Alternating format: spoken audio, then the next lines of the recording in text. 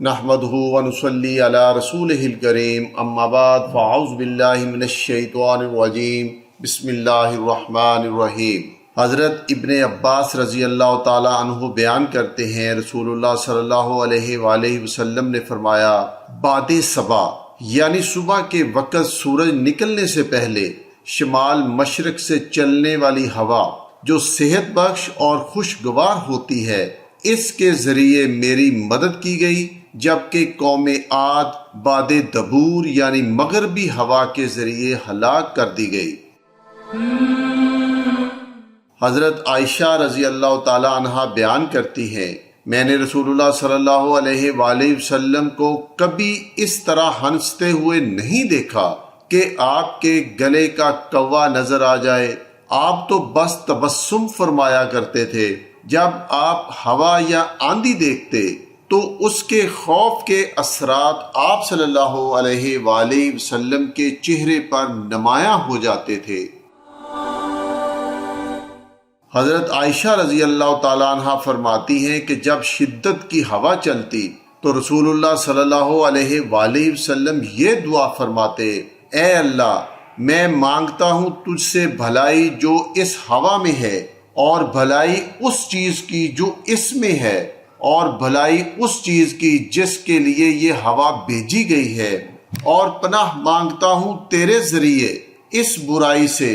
اور اس چیز کی برائی سے جو اس میں ہے، یعنی یہ ہوا نقصان اور عذاب کا باعث نہ ہو۔ اور جب آسمان پر بادل چھا جاتے تو رسول اللہ صلی اللہ علیہ وآلہ وسلم کے چہرہ مبارک کا رنگ بدل جاتا، چنانچہ گھبراہٹ کی وجہ سے کبھی گھر سے باہر نکلتے اور کبھی باہر سے اندر آتے، اس طرح پھر آتے اور پھر جاتے۔ جب بارش شروع ہو جاتی تو آپ صلی اللہ علیہ وآلہ وسلم کا خوف ختم ہو جاتا۔ ایک مرتبہ حضرت عائشہ رضی اللہ تعالی عنہا نے جب آپ کی یہ کیفیت اور پریشانی محسوس کی تو رسول اللہ صلی اللہ علیہ وآلہ وسلم سے اس کی وجہ پوچھی۔ آپ صلی اللہ علیہ وآلہ وسلم نے فرمایا کہ عائشہ، شاید کہ یہ ایسے نہ ہو جیسے قوم عاد نے کہا تھا، جب انہوں نے عذاب کو ابر کی صورت میں اپنے میدانوں کے سامنے آتے دیکھا تو کہنے لگے، یہ بادل ہے جو ہم پر برسے گا۔ اور ایک روایت میں ہے، جب آپ بادل دیکھتے تو فرماتے، اے اللہ اسے رحمت بنا دے۔ حضرت عبداللہ ابن عمر رضی اللہ تعالی عنہ فرماتے ہیں کہ رسول کریم صلی اللہ علیہ وآلہ وسلم نے فرمایا، غیب کے خزانے 5 ہیں۔ پھر آپ صلی اللہ علیہ وآلہ وسلم نے یہ آیت پڑھی، اللہ ہی کو قیامت کا علم ہے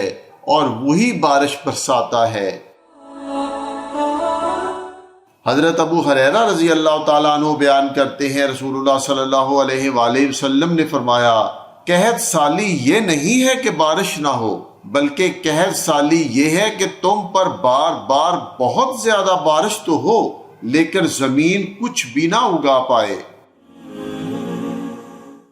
حضرت ابو ہریرہ رضی اللہ تعالی عنہ بیان کرتے ہیں کہ میں نے رسول اللہ صلی اللہ علیہ وآلہ وسلم کو فرماتے ہوئے سنا ہے، ہوا اللہ کی رحمت ہے، کبھی یہ رحمت کے ساتھ آتی ہے اور کبھی یہ عذاب کے ساتھ، پس تم لوگ اسے برا بلا نہ کہو، پس اگر تمہیں اس سے کوئی نقصان پہنچے تو اسے برا نہ کہو، ہاں تم اللہ سے اس کی بھلائی طلب کرو اور اللہ سے اس کے نقصان اور شر سے پناہ مانگو۔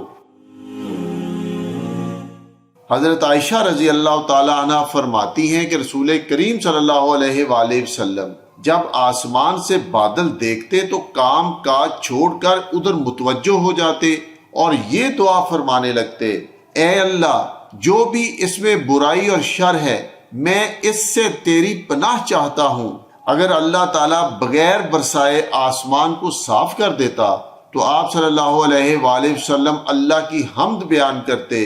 اور اگر بارش شروع ہو جاتی تو یہ دعا فرمایا کرتے تھے، اللہ نفع دینے والا پانی برسا۔